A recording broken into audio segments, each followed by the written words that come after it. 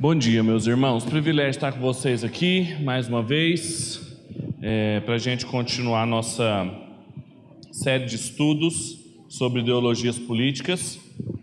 Semana passada nós começamos essa série de estudos tratando especificamente, dando uma introdução ao panorama mais geral a respeito das ideologias políticas, de como que isso se dá contemporaneamente, como que está o jogo político hoje, o que caracteriza esse jogo político. A gente grava as mensagens aqui, então se você não esteve aqui semana passada, você pode entrar no site da Berea, berea.com.br, e pegar a gravação lá. Já está no ar já desde ontem. Hoje a gente vai tratar sobre socialismo como uma idolatria política. Tem muita coisa. Eu uso muito data show, então se você não está enxergando que você está longe, fica à vontade para você vir para cá, porque eu vou lendo com vocês. Eu queria começar lendo uma reportagem de um filósofo italiano contemporâneo, está vivo, que é o Giorgio Agamben, em que ele deu uma entrevista em 2010 chamada Deus Não Morreu, Ele Tornou-se o Dinheiro. Claro que ele está fazendo uma explícita referência a um outro filósofo chamado Friedrich Nietzsche, que falou que Deus morreu, e toda aquela concepção filosófica pós-nietzschiana da morte de Deus, etc. E o Agamben, toda a filosofia dele é para mostrar justamente que as dinâmicas propriamente religiosas continuam presentes na sociedade, só que elas assumiram outras formas. E uma delas é ao dinheiro. Olha o que ele diz. Crise e economia atualmente não são usadas como conceitos, mas como palavras de ordem, que servem para impor e para fazer com que se aceitem medidas e restrições que as pessoas não têm motivo algum para aceitar. Para entendermos o que está acontecendo, é preciso tomar ao pé da letra a ideia de Walter Benjamin, que foi um filósofo alemão, judeu-alemão, do século XX, da escola de Frankfurt, uma escola famosa por ser um instituto marxista, onde Marcuse, Horkheimer, Habermas, Axel Honneth, até hoje ainda é muito influente dentro das ciências sociais e filosofia. A ideia do capitalismo como uma religião é do Walter Benjamin, segundo o qual o capitalismo é realmente uma religião, e a mais feroz, implacável e irracional religião que jamais existiu, porque não conhece nem redenção, nem trégua. Ela celebra um culto ininterrupto, cuja liturgia é o trabalho e cujo objeto é o dinheiro. Deus não morreu, ele se tornou o dinheiro. O banco, com os seus cinzentos funcionários e especialistas, assumiu o lugar da igreja e dos seus padres, e, governando o crédito, até mesmo o crédito dos estados, que docilmente abdicaram de sua soberania, manipulam e geram, está faltando aí, a fé. A escassa e incerta confiança de que o nosso tempo ainda traz consigo. Então, qual que é a crítica do Walter Benjamin e que o Agamben subscreve? É que hoje a gente ainda vive dinâmicas propriamente religiosas quando a gente, por exemplo, trata sobre dinheiro. Essa é a instância do capitalismo, talvez que seja a mais sutil dela, de que ela exige dos seus envolvidos devoções religiosas, nós podemos dizer assim. E é interessante ele mostrar como que ele faz uma análise das palavras gregas sobre crédito e fé, que são ainda muito usadas em bancos, e como que a nossa fé, a nossa esperança, as nossas certezas, ou as nossas incertezas e as nossas faltas de fé estão relacionadas aos ditames econômicos.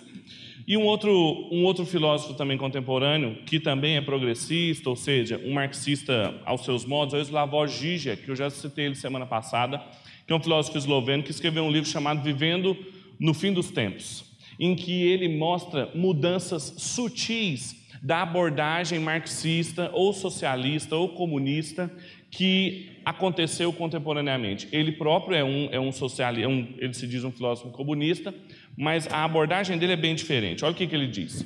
A nossa situação, portanto, é diametralmente oposta às dificuldades clássicas do século XX, em que a esquerda sabia o que tinha de fazer, fundar a ditadura do proletariado, etc. Mas precisava esperar com paciência até que surgisse a oportunidade. Hoje, não sabemos o que fazer, mas temos de agir agora, porque as consequências da inação podem ser catastróficas. Temos de nos aventurar no abismo do novo em condições totalmente inadequadas. Temos de reinventar aspectos do novo apenas para manter o que era bom no velho, educação, assistência médica, etc.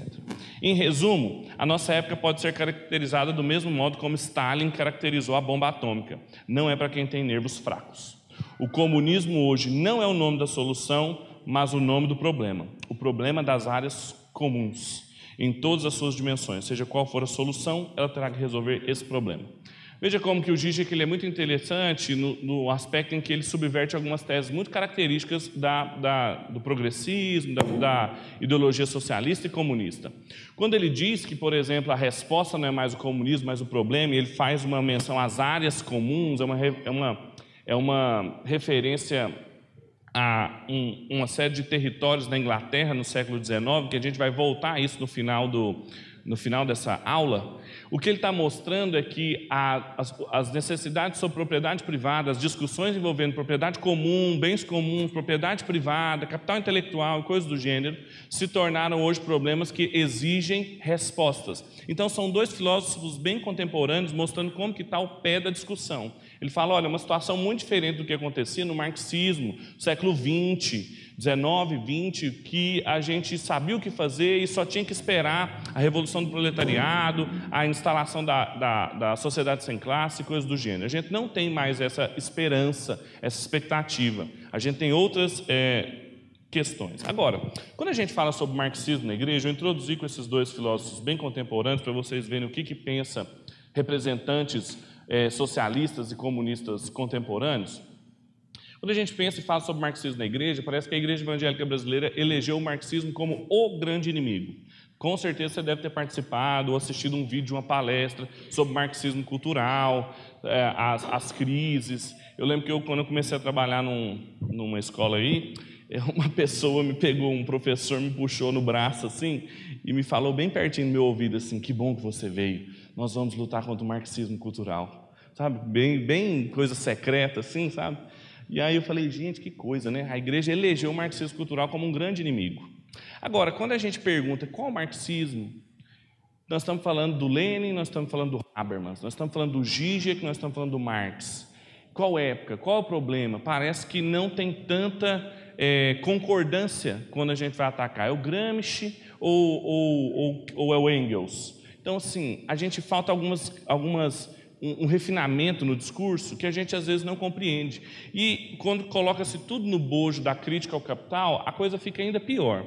Porque uma das coisas interessantes que o David Koyce começa mostrando no seu livro é que algumas posturas anticapitalistas não necessariamente são restritas aos comunistas ou socialistas. Olha o que ele diz.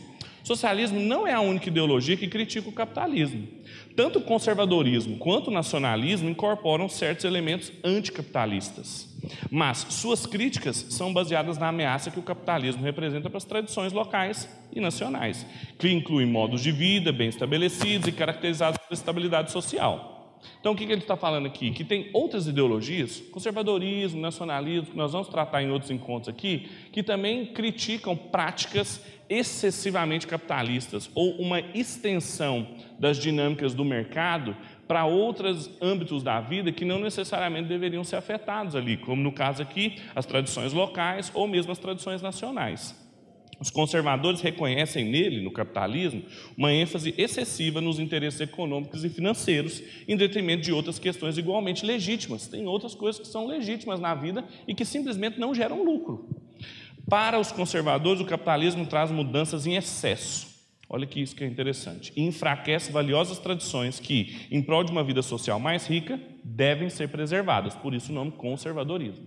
Agora, para os socialistas, por outro lado, o capitalismo é conservador demais, pois preserva arranjos existentes de poder que fundamentam uma sociedade desigual. Então, observa como que, alguns de vocês receberam um e-mail sobre a estrutura em que a gente deve analisar as ideologias políticas, para além do esquerda e direita, é que se a gente tem um ponto de análise e esse ponto vai fazer com que o mesmo arranjo se mostre muito conservador, dependendo da ideologia que alimenta a nossa perspectiva, ou muito progressista.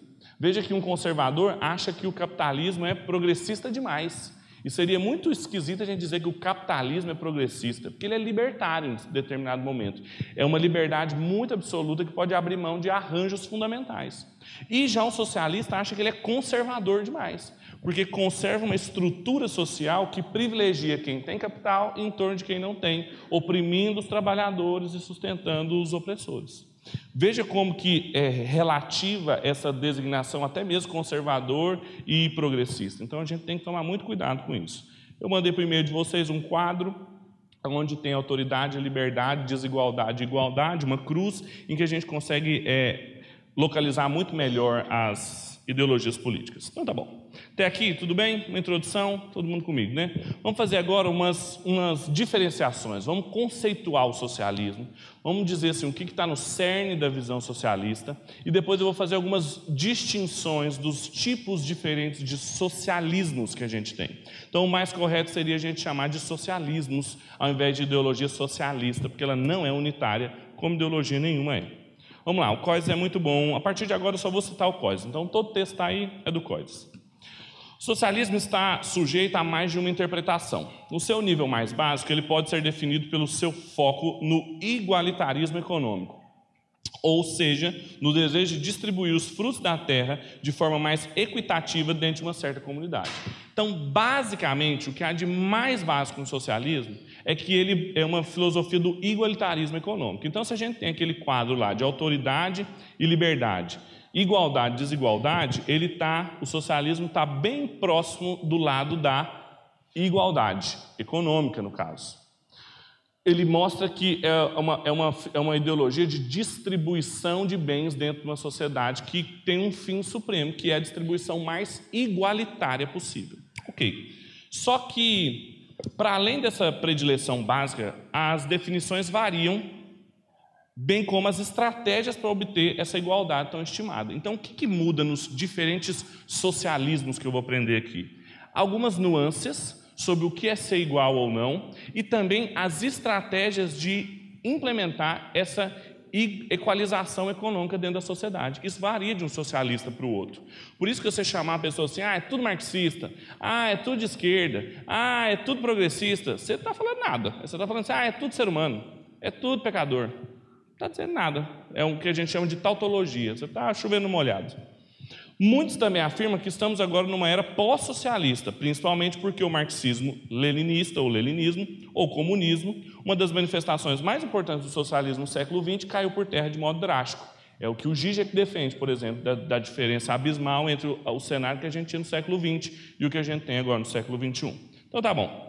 Vamos lá. As distinções internas à ideologia socialista. Quais são? Vou fazer 5 distinções para você. Você que está anotando aí, quiser colocando, tem 5 distinções.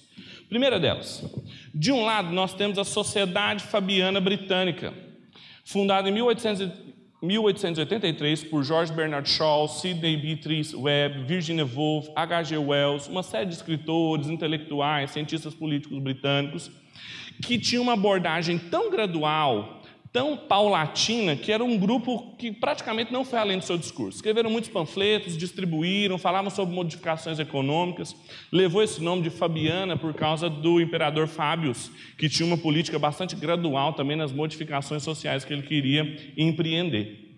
Então, é uma sociedade que, se a gente fosse fazer uma linha entre os mais radicais e os menos radicais, eles seriam os menos radicais, porque estão falando de uma progressão paulatina, que quase não saiu do papel, de tão devagar que ela era. Do outro lado, na outra ponta, nós temos os partidos comunistas, seguidores das doutrinas do marxismo e do leninismo, que pregam a mudança revolucionária em nome do proletariado oprimido. Talvez essa é a visão mais clássica que você tem quando você fala de socialismo. Você pensa nos partidos socialistas, o bloco soviético, a Revolução Chinesa, etc., Cuba. O pressuposto dos marxistas-leninistas, bem como dos seus seguidores stalinistas, maoístas e titoístas, é que o advento do socialismo é um evento irreversível. Vai acontecer, e eu vou explicar daqui a pouco por quê. Que, impelido pelos imperativos da história, varrerá da face da terra todos os demais sistemas políticos. Então, muito diferente da sociedade fabiana, o que eles estão falando aqui é que o marxismo e a revolução do proletariado vai acontecer. Como eu falei, eu vou explicar por quê. Tem uma filosofia da história toda construída pelo Marx aí, de que é só uma questão de tempo e de tomada de consciência dos trabalhadores, por isso do chamado para eles se unirem, as internacionais comunistas, porque é irrevogável do ponto de vista da interpretação da história. É uma tomada de poder revolucionária que vai abrir mão de tudo que tinha antes, colocar uma série de estruturas diferentes depois do governo. Então ele é bem mais radical do que a sociedade fabiana. E entre esses dois extremos, situa a maior parte dos partidos socialistas, democráticos ou social-democratas que se contentam em promover programas de melhoria pontual no contexto da política parlamentar normal. Então, já é gente que entende que mudanças têm que ser feitas, não querem assumir uma postura revolucionista, falam de mudanças pontuais, então é isso que a gente chama de social-democracia, por exemplo. E assim como Bernard Crick, que é um sociólogo inglês que a gente citou semana passada, que se autodenomina um socialista, ele rejeita um socialismo que ele chama de antipolítico, a gente falou sobre isso, que procura impor uma visão uniforme ao corpo político diversificado. O Bernard Crick, ele reconhece de que a nossa sociedade ela é complexa demais para a gente impor uma visão muito unificada em toda ela, uma visão política e econômica. Por isso que mesmo ele se dizendo socialista, ele é um socialista democrático, porque ele acha que essa postura muito totalitária do socialismo ela é antipolítica. Perceba então que ele está bem mais entre posturas mais distantes. Então essas são as primeiras três diferenciações sobre intensidade da abordagem. Abordagens muito brandas, abordagens muito agressivas e abordagens moderadas. Tem uma outra diferença também, que a gente pode diferenciar as variedades estatistas, ou seja, que fazem uso do Estado para implementar essa sociedade sem classe, e as não estatistas do socialismo. Introduz aqui a distinção entre o socialismo propriamente dito e o anarquismo. Naquela grade que você recebeu no seu e-mail lá de autoridade, liberdade, o anarquismo está no ponto mais extremo da liberdade e da igualdade, justamente porque ele não quer nenhum tipo de autoridade que não seja do próprio indivíduo para governar as relações entre eles e que faz com que o Estado não seja um desejo para eles.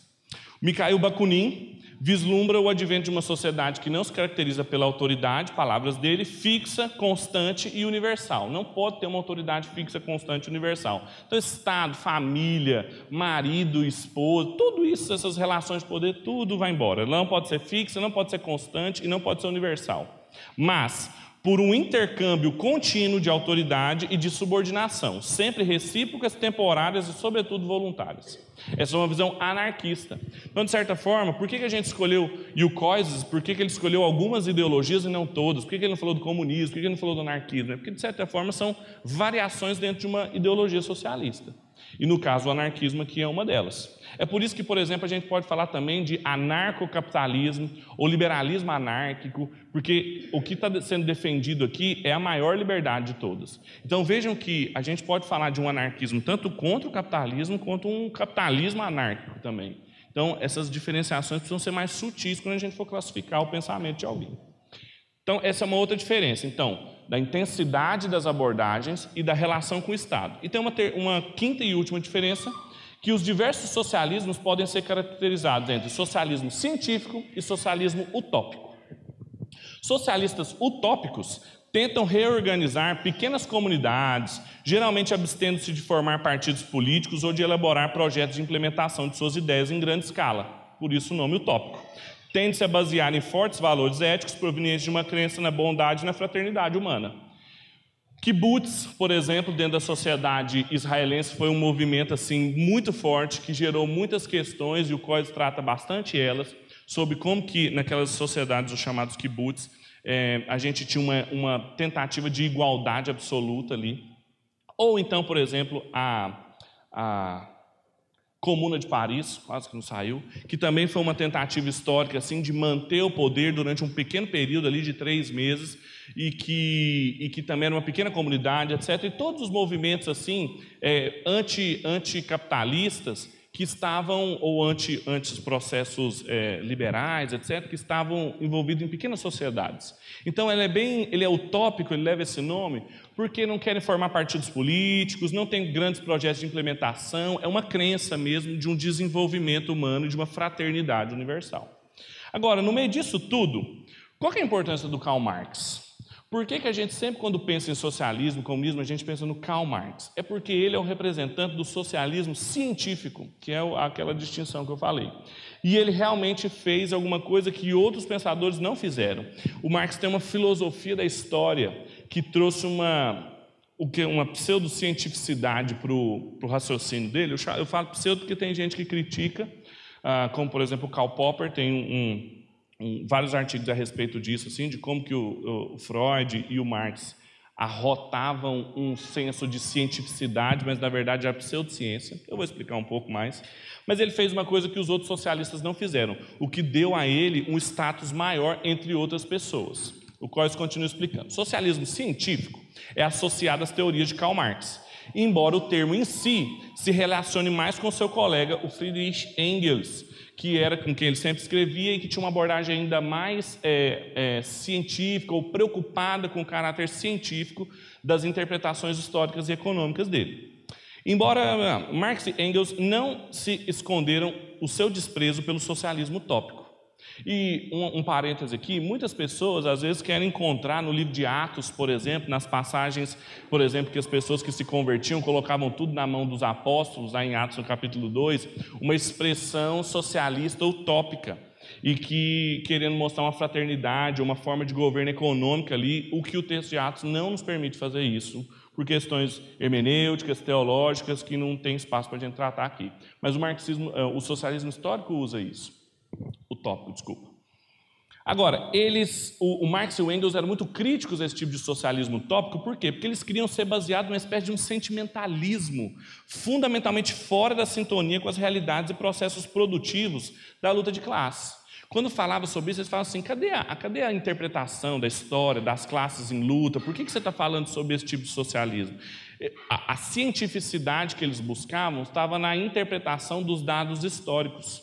O que o Marx fez, dentro da filosofia, isso é um movimento muito interessante, mas muito longo para a gente tratar aqui, ele é o que a gente chama de um jovem hegeliano. Teve um filósofo anterior ao Marx, que qualquer um que quiser criticar o marxismo não entende o Hegel, está com 80% do seu projeto de crítica ou de adesão também comprometido. O Hegel tinha uma filosofia da história, muito influenciado pelo pensamento protestante, mas bastante secularizado também.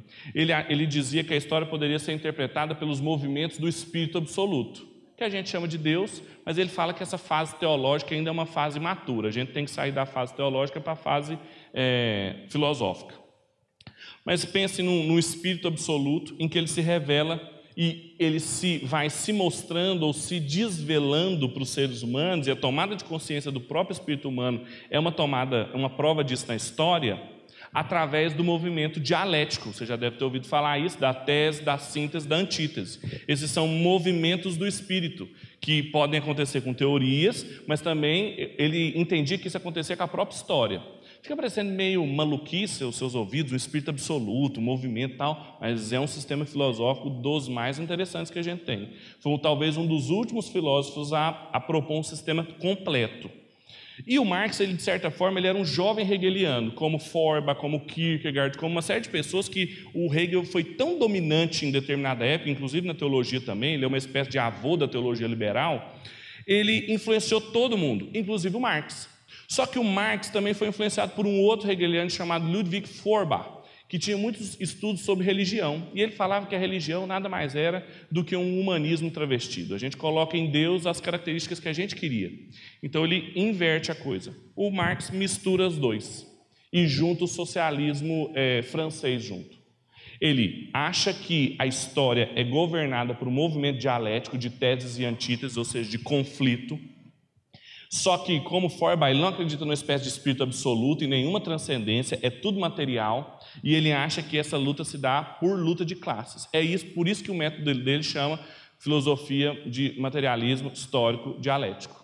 é materialista, ou seja, não acredita em nada da transcendência, é dialético, os movimentos da história mostram assim, e ele é de luta de classe. Então percebam como que ele tinha uma filosofia da história que dava uma interpretação para as pessoas, e isso dava um caráter, pelo menos para quem assumia essa filosofia, de maior rigor para as interpretações marxistas. Por isso que o Marx é tão interessante, por isso que ele ainda sobrevive e muita gente o estuda ainda. Hoje em dia, geralmente os marxistas são mais hegelianos do que marxistas. A Judith Butler, a principal nome da ideologia de gênero hoje, ela é uma hegeliana. O Zizek, um hegeliano. Peter Singer, um hegeliano. O Hegel ele tem essa filosofia da história, provinha para o imaginário secular uma escatologia, uma esperança. Por isso que ele fala que a revolução do proletariado ela era irresistível.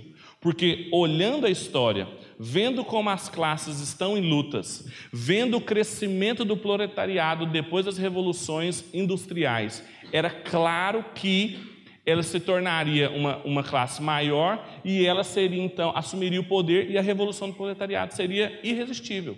Essa é a força do pensamento marxista. Porque marxiano, né? A gente faz uma diferenciação entre marxiano e marxista. Marxistas são os continuadores de Marx e marxiano é o pensamento dele mesmo. A força do pensamento marxiano é justamente ele prover uma certeza histórica para quem comprava a sua ideologia. Marx e Engels acreditavam possuir, por sua vez, uma filosofia da história, com base científica, por ser fundamentada numa observação empírica dos desdobramentos históricos concretos e ser capaz de previsões para o futuro com base nesses padrões observados.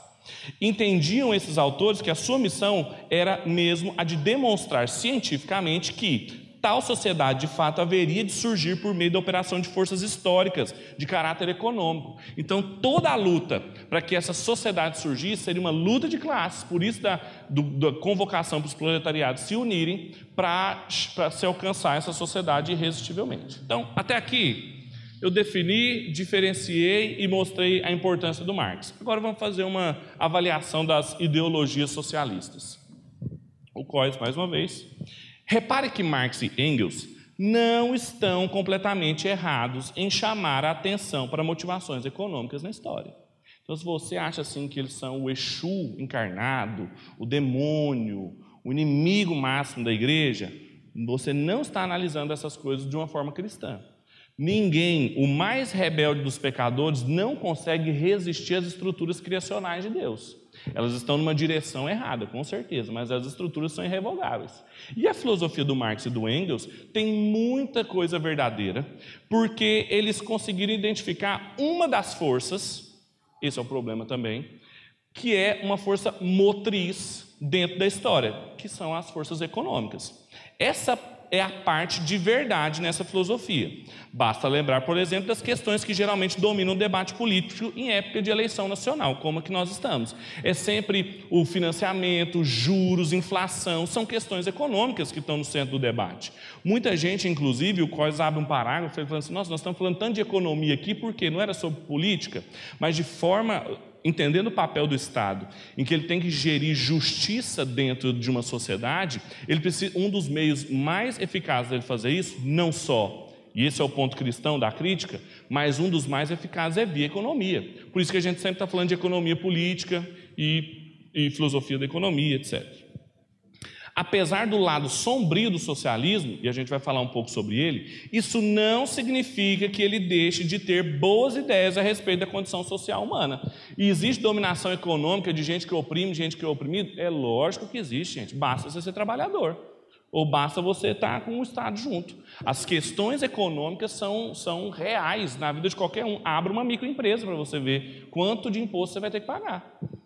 O fato de ter cooptado a lealdade de dezenas de milhões de pessoas nos últimos 2 séculos, que tinha gente boba, mas também tinha gente muito inteligente ali, nos sugere que ele acertou em alguma coisa, ou enxergou certos aspectos da realidade de modo mais claro que as demais ideologias. Vocês lembram quando eu falei para vocês que em determinados momentos da história, uma ideologia ela pode ser até benéfica, e um cristão é o único que pode falar isso e pode apreciar isso?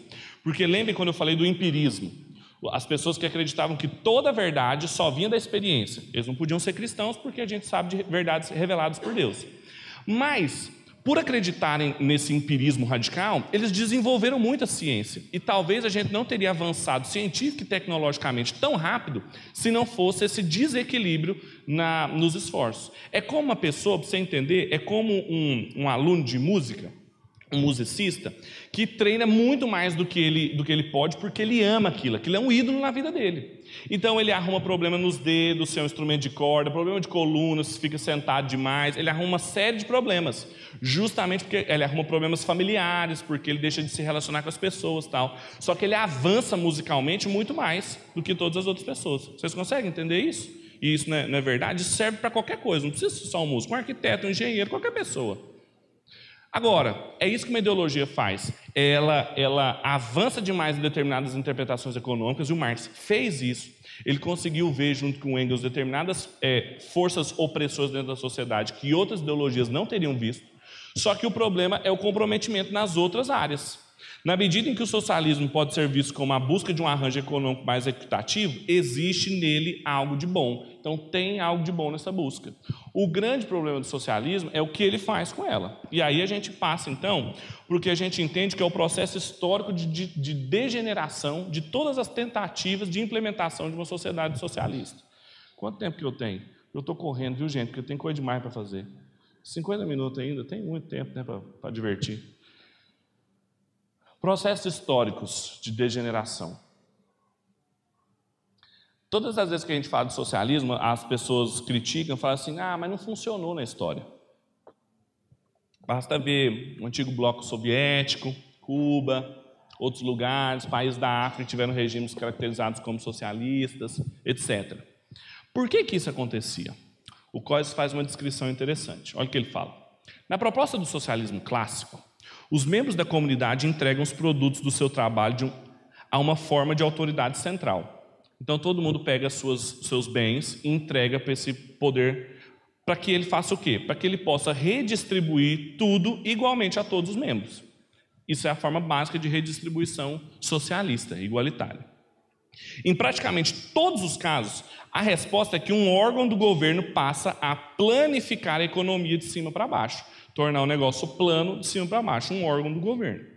Porque é uma tarefa muito grande, uma vez que a maioria dos governos não estão dispostos a assumir essa tarefa hercúlea, imensa, que já pensou pegar toda a distribuição de renda de uma sociedade, pensa no Brasil, por exemplo, fazer isso lá em Cuba, na ilha, talvez fosse mais fácil, ou na Islândia, por exemplo, mas pensa fazer isso no Brasil, tarefa imensa. Então isso fica um partido socialista ou comunista tende a aspirar a tomar o controle direto de um governo para esse propósito. Então o partido vai assumir esse ponto, ele vai tomar poder, a proposta dele vai ser justamente essa planificação de cima para baixo. Agora, a essa altura, no entanto, o socialismo, particularmente em sua forma marxista, começa a se tornar gravemente antidemocrático.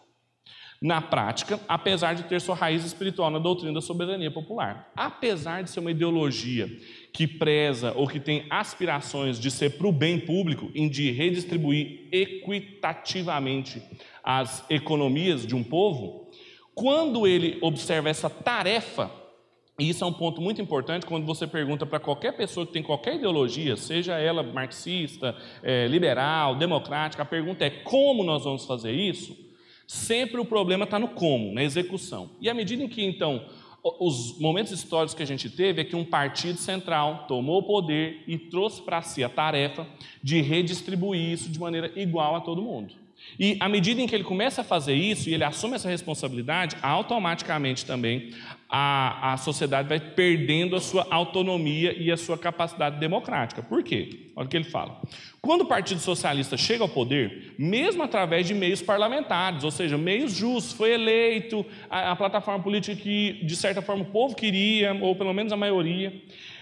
Quando ele chega ao poder, ele deve tomar medidas para se manter no poder, a fim de completar a transição para a nova ordem. Então ele não sai do poder.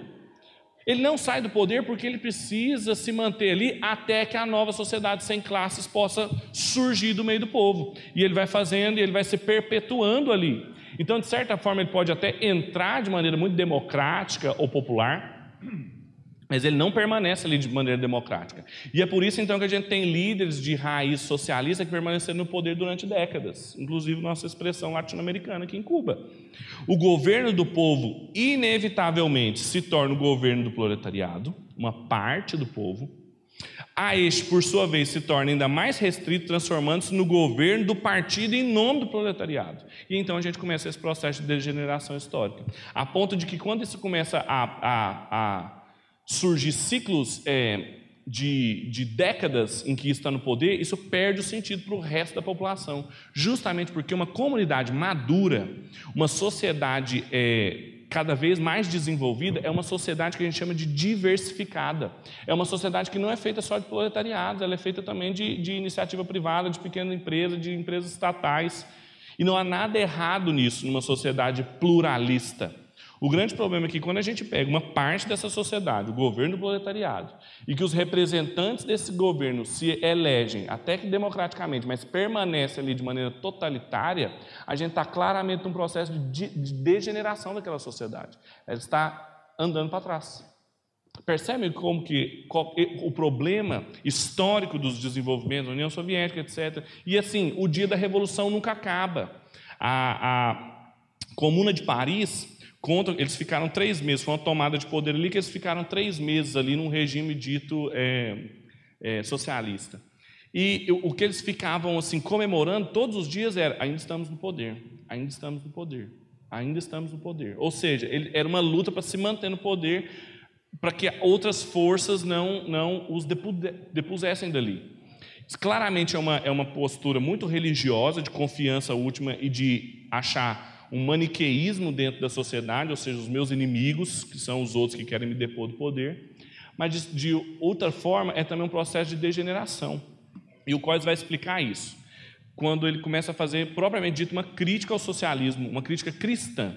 Então, como que a gente, dado toda essa carga histórica que a gente tem, as definições clássicas do socialismo, os seus pontos fortes, como eu mostrei, a vontade de uma sociedade equitativa, etc., qual que é a fraqueza do ponto de vista cristão de uma ideologia socialista? Bem, vamos lá. A motivação típica das ideologias, de todas elas, o Coase fala, é a obtenção de algum fim supremo que tem suposta precedência sobre outros objetivos humanos legítimos. Tem um monte de objetivo humano legítimo, de se realizar individualmente, de maneira familiar, sexualmente, uma série de objetivos, mas tem um objetivo, um fim supremo, que é a realização econômica, no caso do socialismo. Então, toda ideologia funciona assim. Uma ideologia de gênero, por exemplo, ela funciona na realização enquanto o seu gênero, enquanto a sua construção de gênero identitária. E todas as ideologias, uma ideologia liberal é a realização da iniciativa individual daquela pessoa dentro da sociedade, e por aí vai. O grande perigo é que, está faltando um acento aí, os seus adeptos passam a crer que os fins justificam os meios para se alcançar esse fim supremo. E que esse objetivo requer o sacrifício de milhões de vidas humanas, que é uma postura tipicamente idólatra, religiosa, ter sacrifícios. No caso das ideologias políticas, sacrifícios de vidas humanas. Ou seja, quantas pessoas morreram em regimes ditos socialistas, se entregaram ou se sacrificaram por conta própria ou foram sacrificadas pelo sistema, porque justamente os fins justificam os meios. Se é para a gente alcançar uma sociedade sem classe, é para o bem comum que determinadas pessoas simplesmente padeçam. Vocês assistiram o Batman, Cavaleiro das Trevas? Quem assistiu esse filme, Batman, Cavaleiro das Trevas? Se não assistiu, você está em pecado, você tem que assistir esse filme. É de uma construção teológica robusta, Batman, Cavaleiro das Trevas. Conta exatamente sobre uma espécie de tomada do poder de gente que foi oprimida por muitos anos, principalmente pelo Batman. Que vocês se lembram, o Bruce Wayne é um acumulador assim, típico, né? Herdeiro de uma fortuna muito grande, etc. É muito interessante o filme. Por quê? Porque coloca na boca dos bandidos, essa é uma estratégia que a cultura pop faz muito. Ontem eu assisti Os Incríveis 2 e dava uma excelente aula também sobre família e sobre ideologia. Ele coloca na boca dos bandidos um discurso que está politicamente correto, sobre, por exemplo, essa opressão. Só que o que acontece lá? Eles começam a fazer tribunais em que eles começam a julgar as pessoas, e eles vão matando todo mundo, como aconteceu na Revolução Feminista. Basta você ver um outro filme, esse já é mais cult, assim, mais chato, que é o Danton, que é sobre Robespierre, etc., e como que um monte de execuções foi necessária ser feita para que a sociedade alcançasse essa maturidade. O lema na Revolução Iluminista era que o último padre morra enforcado nas tripas do último... É o padre? Não. O rei, exatamente. Ou é o rei nas tripas do padre, uma coisa assim. Mas é o último padre morra enforcado nas tripas do último rei. Então tem duas classes, a monarquia e toda a classe religiosa, que simplesmente tinha que ser o quê? Eliminada. Por quê? Porque tem um bem comum mais próximo. Para os socialistas, esse fim, esse bem supremo, é a igualdade material. E aqui começam os problemas. O socialismo busca, sobretudo, a igualdade. Mas os socialistas assim, de carne e osso, o Zizek, o Habermas, a Judith Butler, todo mundo que tem uma raiz marxista, discordam a respeito do que isso significa. Isso aqui é muito importante, preste atenção nisso aqui. Se você for lembrar de uma coisa, só lembra disso aqui. Tem uma coisa na filosofia que a gente chama de antinomia. O que é uma antinomia? É quando duas posições contrárias andam uma do lado da outra e todas as duas, se você escolher qualquer uma das duas, parece que está certo. Um filósofo que fez isso de maneira muito clara foi o Kant, que ele é o pai do iluminismo filosófico, etc. A maior expressão do iluminismo filosófico é o Kant. Ele falou das antinomias da razão pura. Por exemplo, para o Kant, uma antinomia, ou seja, um paradoxo entre duas opiniões sobre a existência de Deus. Para o Kant, tem gente com bons argumentos que mostram que Deus não existe, e para o Kant também tem gente com bons argumentos que mostram que Deus existe. Então, essas discussões sempre vão ter. Por que isso acontece? Para o Kant, porque esse tipo de discussão ultrapassava o poder da razão. Então, isso gerava uma antinomia. O Kant. Toda ideologia tem uma antinomia. E uma forma muito prática de você identificar um candidato político assim, que ele é idólatra ou ideológico, é você pegá-lo nas suas antinomias, nas suas contradições. Como, por exemplo, o que o Coelho está falando aqui. Quando você vira para um socialista e pergunta assim, ok, eu também quero uma sociedade igualitária economicamente. Se você não quer, eu quero. Agora, como nós vamos fazer isso? E se você pegar 6 socialistas, vão ter 6 posturas diferentes. Vão ter 6 metodologias diferentes, vão ter 6 visões diferentes do papel do Estado, do papel do proletariado, do papel dos religiosos, como eu mostrei para vocês. Isso mostra que não está claro o ponto de vista deles, mas você poderia argumentar assim, mas não somos todos socialistas? Por que não tem acordo? Justamente porque eles estão ultrapassando as ordens que Deus deu para a realidade, e eles estão exigindo da realidade mais do que ela pode dar. Só um cristão pode perceber isso. Todas as vezes que você vê um processo ideológico gerando contradições, é porque tem gente exigindo mais de um aspecto da realidade do que ele pode dar. No caso dos socialistas, eles estão exigindo mais do que a propriedade material pode dar, de realização para um ser humano. Esse é o cerne da crítica cristã às ideologias. Olha o que ele continua falando. Os socialistas de carne e osso discordam a respeito do que isso significa, do que exatamente deve ser igualado e de como vimos, de quem deve ser o papel de promover essa equalização. Eles também discordam sobre o fim supremo da sua luta. Sem dúvida, concordam que esses elementos são bons em algum sentido, e nós também concordamos. Mas não conseguem chegar a um acordo a respeito de qual deles é o bem supremo. Por quê? Ele continua. Uma vez que a transformação social radical não ocorre facilmente, essa sociedade sem classe não aparece, basta ver os regimes comunistas e socialistas que a gente teve ao longo da história, e porque, devido aos seus fundamentos secularistas, ou seja, a revelia de Deus, ele tende a transgredir os limites reais que Deus colocou na sua criação. Tem fronteiras, o que o Doiverd, o Coises e toda a tradição reformacional chamava de boundaries, que são fronteiras que Deus estabeleceu e que todas as vezes que a gente tenta ultrapassar, a gente pode até tentar ultrapassar, mas nós estamos sendo rebeldes com isso.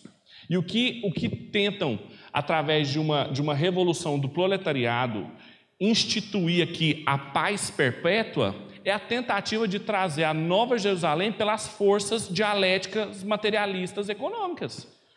E isso é uma tentativa de ultrapassar uma responsabilidade que não é nossa. É só do Deus e Pai do nosso Senhor Jesus. E todas as vezes que isso acontece, qual que é o resultado? Opressão, injustiça e sacrifício. Porque de onde vem a justiça do ponto de vista de um cristão? No respeito às ordenanças de Deus. Quando uma ordenança é quebrada, mesmo que seja por um fim honroso, a equidade material, isso gera injustiças. Esse é o centro da crítica cristã ao problema das idolatrias. Existe um perigo de os seres humanos serem tratados como dispensáveis na busca inexorável desse fim supremo, como quer que ele seja definido. É nesse ponto que o socialismo assume o seu potencial mais destrutivo. Percebem isso? Uma coisa também que a gente consegue identificar muito bem o lugar equivocado que tem é o lugar que a propriedade privada tem dentro da visão socialista e dentro do que seria a visão cristã. Qual que é a visão cristã sobre propriedade privada? E como que essa visão ajuda a gente a perceber quando que um processo ideológico está sendo desencadeado dentro da política? Estou terminando já. Tem isso aqui e mais uma outra coisinha. Vamos lá. A tragédia dos bens comuns. Vocês lembram que eu falei no começo que o Zizek falou que o nosso grande desafio hoje é o bem comum, a tragédia do bem comum? O Coyce também fala. O que é o que a gente chama de tragédia dos bens comuns? Significa simplesmente que tudo o que for de comum ao maior número recebe o menor grau de cuidado. Já viu isso? Assim, nossa, ninguém cuida do bem público, está tudo destruído, as pessoas só preservam o que é seu, as indústrias crescem, aumentam sua marca, expandem o seu capital, mas à custa do meio ambiente, do trabalho dos seus funcionários, etc. Ou seja, o bem comum ninguém está nem aí, só para o bem privado. Essa é a tragédia do bem comum. Daí a necessidade da regulamentação governamental. Tem que ter um órgão, que é um órgão estatal, para regulamentar isso com leis. Para quê? Para que tenha justiça. Então, aqui já fica claro para a gente que uma proposta anarquista não existe, não tem como. Não é sustentável do ponto de vista da necessidade que tem de regulamentação. O governo é um corpo específico encarregado de cuidar dos bens comuns e outras funções, mas majoritariamente é isso, ele cuida da justiça e da equidade da distribuição. Então, um Estado grande demais, querendo trazer justiça, virtude para os seus cidadãos, educação e coisa assim, é um Estado que está se propondo fazer mais do que ele deveria fazer para um cristão. E um Estado que não faz isso, que é meramente assim, um instrumento muito pequeno dentro e não tem forças para regular iniciativas econômicas injustas, é um Estado pequeno demais para um cristão. A propriedade, e isso aqui é muito importante também, se você for lembrar de uma coisa só, isso aqui. A propriedade não existe somente sob duas formas, quais seja a propriedade individual e a propriedade da comunidade como um todo. Não existe só duas formas de comunidade, propriedade privada e propriedade comunitária ou pública.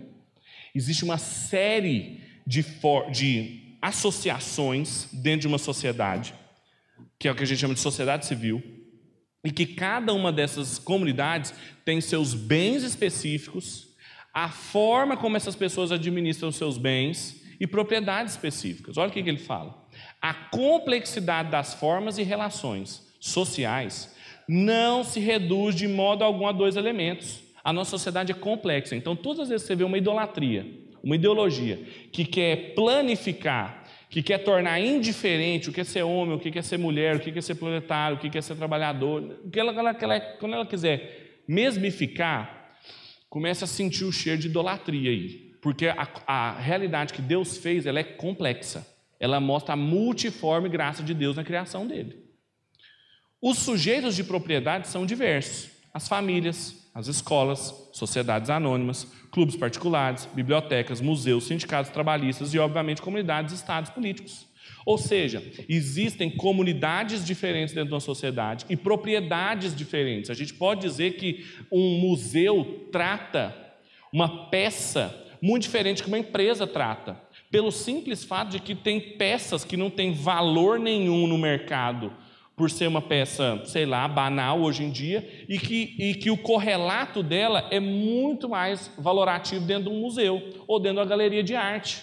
Você vai, por exemplo, no Museu de Arte Contemporânea e você entra lá e vê uma mesa com um monte de pedaço de gesso em cima dela. Você fala assim, ué, consigo fazer isso aqui, ué? Só que o artista que fez, tudo que ele pressupôs, ele colocou ali, toda a escola artística que ele faz parte, faz com que ele tenha um valor diferente, é um bem artístico. É diferente do gesso quebrado lá na sua casa. Não é um bem artístico, menos que você acha que seja, né? Assim, Cada uma dessas comunidades exerce a sua propriedade, ou talvez melhor, a sua curadoria. Isso aqui é muito importante, gente. A sua tutela ou a sua mordomia. Quando eu e você somos chamados para ser mordomos de Deus, Ele está chamando a gente para ser curador das propriedades das comunidades que a gente faz parte. E tem elementos diferentes para você administrar a sua família, a sua empresa, a sua igreja e o seu estado. A propriedade não pode ser planificada com propriedade privada e propriedade pública, e depois tudo vira público. Os kibbutz, o Kois distingue muito isso. Lá nos kibbutz eles chegaram a pensar na criação dos filhos de maneira indiferente. O filho é da comunidade, não é do pai e da mãe. Os papéis também de homem e mulher indiferentes. Tudo era da comunidade, e isso foi gerando problemas irreparáveis, a ponto que os kibbutz simplesmente desapareceram socialmente. O que a gente foi chamado a fazer é uma curadoria, uma tutela sobre determinados segmentos do mundo de Deus, de forma adequada à sua missão institucional específica. A família tem uma missão específica, o Estado tem uma missão específica, o mercado tem uma instituição específica, e quando a gente pega leis do mercado, aplica na família, você não está criando um filho, você está tratando um funcionário. Da mesma forma que você tem uma empresa, que você trata ela de maneira familiar, você vai sofrer bastante do ponto de vista administrativo. Assim, as várias formas de propriedade devem coexistir, e nenhuma delas deve tentar assimilar ou abolir as demais. Qualquer tentativa de reduzir a diversidade a uma forma única corre o risco de degenerar em totalitarismo. E é isso que acontece no socialismo. Ele pega a comunidade material pública e fala, ela é o bem supremo e todas as outras coisas são relativas, e se for necessário a gente destruir o conceito de família, destruir a igreja, destruir outras comunidades, para a gente chegar à equalização econômica, façamos, porque os fins justificam os meios. Entende o problema de uma ideologia? Não é só a maldade que está no marxista, tipo, os marxistas são assim, matadores de criancinha. Não, tem muito liberal que mataria uma criancinha também. A questão é que é ideológico. E todas as vezes que é ideológico, há desrespeito às leis de Deus. O movimento socialista, em geral, ainda defende a visão igualitarista original, vendo-a como um ideal a ser buscado. A ideologia do socialismo, portanto, baseia-se no pressuposto de que uma forma única de propriedade comum é capaz de suplantar todas as outras formas de propriedade, sejam elas individuais ou comum. E não dá. Um indivíduo não vai ser realizado da forma que Deus queria, da forma que Deus o criou, se ele fizer parte de uma sociedade equivalente materialmente. Senão não tinha suicídio na Suécia, gente. Senão não tinha suicídio na Islândia, onde a gente tem níveis de desenvolvimento assim altíssimo, planificação econômica assim, é uma social-democracia, mas o pessoal se mata lá ainda, porque tem outros tipos de riqueza, tem outros tipos de pobreza que bem comum material não consegue suprir. A gente fez uma outra camiseta do Mosaic, que a pergunta era qual pobreza a sua riqueza supre. O pressuposto aí é que existem mais pobrezas do que só pobreza econômica, e de que ninguém é pobre em todas as instâncias, mas que todo mundo tem uma riqueza para suprir a pobreza de alguém. É um fluxo de carismas. Essa é a visão cristã das coisas. Afinal de contas, a própria constituição íntima da vida humana, ou talvez a própria ordem da criação, a criação foi feita por Deus dessa forma, complexa, plural. O Kuyper tem um ensaio que chama uniformidade, a maldição do modernismo. Ele fala que a modernidade tentou uniformizar tudo. Ele fala, olha para uma planta, olha para uma árvore, dessas que a gente tem aqui do lado de fora, olha para ela. A mesma árvore, da mesma espécie, você não vai achar uma folha igual a outra. E não é só a olho nu, não. Pensa na carga genética dela, pensa nas modificações. Você não acha. Porque Deus fez o mundo assim, complexo. E toda ideologia que quer planificar, mesmificar, uniformizar, tem um problema. A ordem da criação exige que as esposas específicas amem mais os seus maridos, do que outros homens. Que um casal de pais ame mais os seus filhos do que outros filhos dos outros. Os patrões remunerem os seus próprios funcionários, mas não aqueles que não são seus empregados. Qualquer ideologia que ignore ou que negligencie a responsabilidade diferenciada será rapidamente confrontada pela realidade. A realidade não permite que a gente faça isso. A gente é confrontado por ela. Que horas são? Tem que acabar, né? Eu tinha separado mais um ponto só. Dá tempo de falar? 15, 10 minutos? Que é sobre feminismo. Então, aí pode, né? De certa forma, o marxismo, eu sempre falo isso assim, quando as pessoas falam de marxismo cultural. Pedro, vem aqui na igreja falar sobre marxismo cultural, não sei o que e tal. Eu falei assim, olha, eu não sei quase nada de marxismo, não. Porque, assim, tem quase 10 anos que eu estou na faculdade de filosofia, mas eu nunca tive uma aula de Marx. Nunca. Para não falar que eu não tive nenhuma, eu tive um dia de uma disciplina sobre Hegel, em que o professor falou sobre Marx. Só.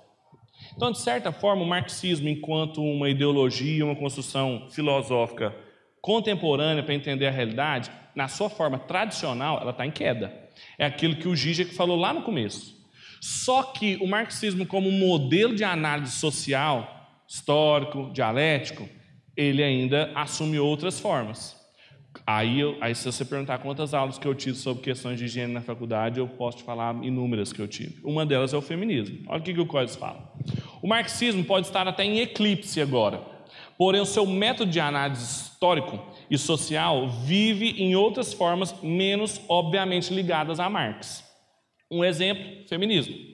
Assim como Marx reduz, então o que o Marx fez e o que toda ideologia fez é um reducionismo, a sociedade em toda a sua complexidade, a luta de classes, tudo é luta de classe. Tem problema, é luta de classe. Ah, porque o marido e a esposa, luta de classe. Ah, a criação de filhos, luta de classe. Tudo luta de classe. Isso é um reducionismo.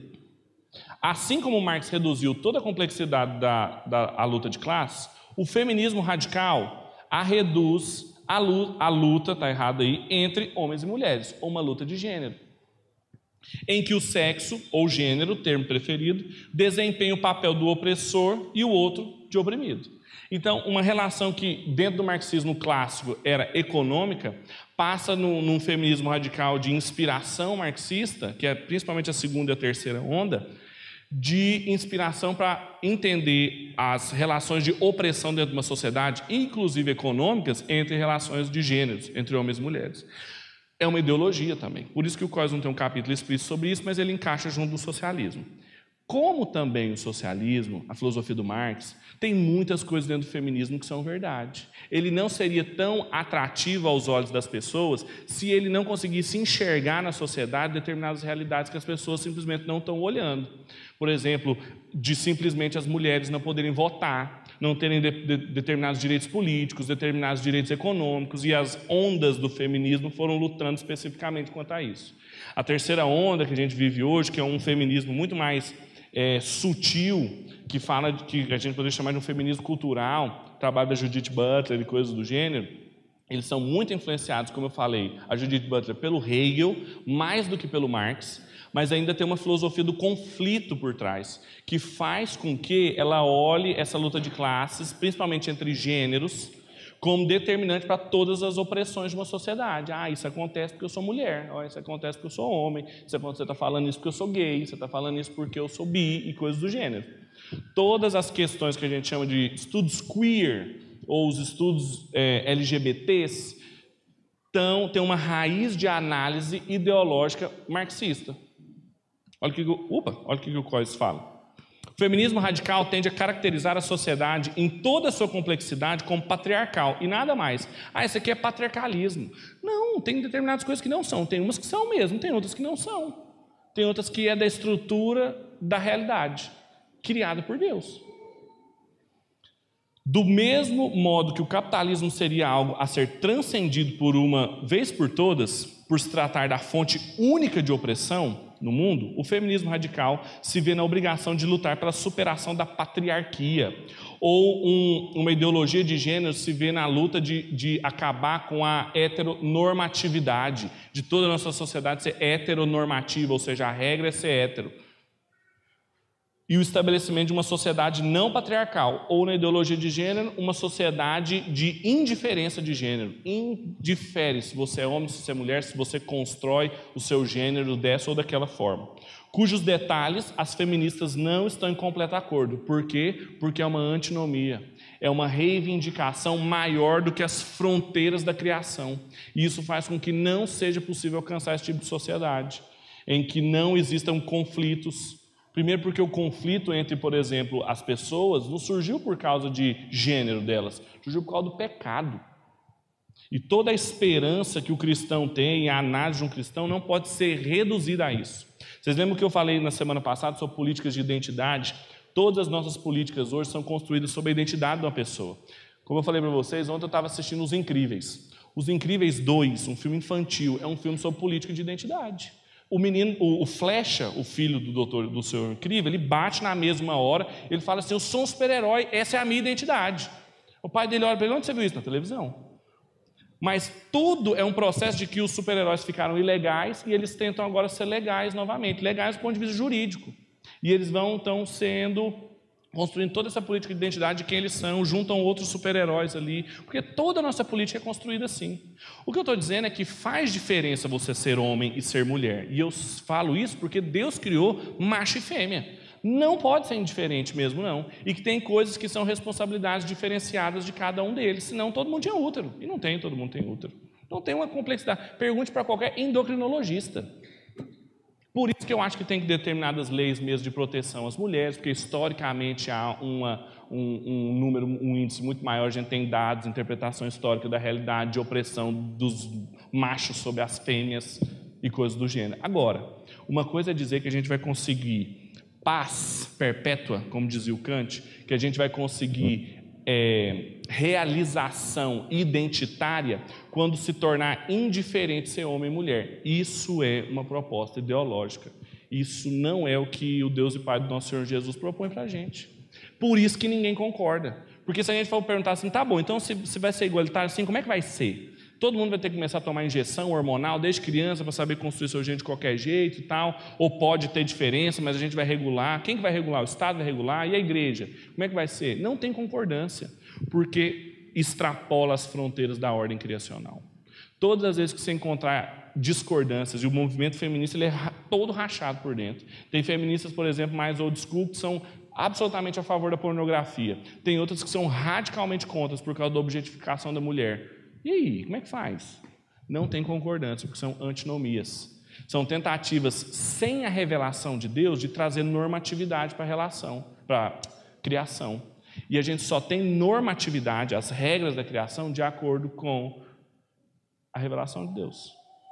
Por isso que todas as vezes que a gente tem uma ideologia que quer planificar algum aspecto da vida, seja propriedade comum, seja propriedade privada, seja o seu gênero, seja a nação, seja a sua opinião, a gente está diante de um empobrecimento. Porque a realidade de Deus é complexa. Deus fez homens e mulheres diferentes mesmo, e quanto mais diferentes, melhores.